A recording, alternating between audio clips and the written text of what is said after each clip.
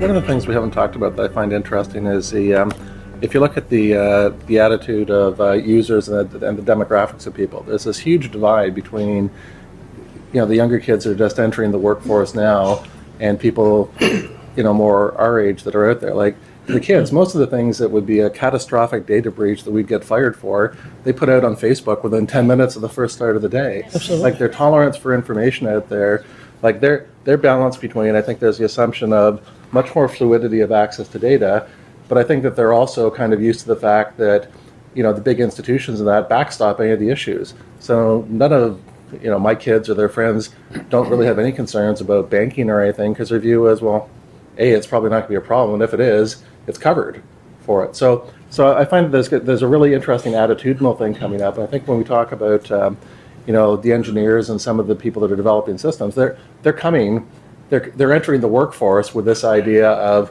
quick apps. Like an application isn't something that takes years to develop in a mainframe. An app is something you buy for 99 cents and you throw out when you're done.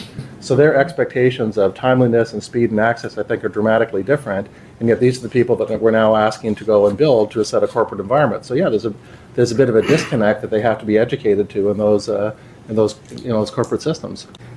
One of the things that an individual did was use crowdsourcing to solve this problem. They had this financial question and building an Excel spreadsheet to be able to do this big analysis. She put that out to all her friends from university and crowdsourced the solution.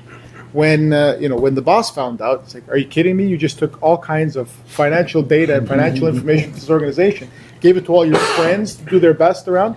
They treated it as a game, a puzzle, probably solved it over beers and sent it back. But the agility that... Great example, actually. Yes. But the agility is... You fire a promoter. But the agility over which they're used to sort of having a reign over all this agility and being able to grab a little bit of brain power from 100 friends as opposed to having to sit there and scratch their heads for hours solves a problem that would have taken her quite a long time in a couple of days.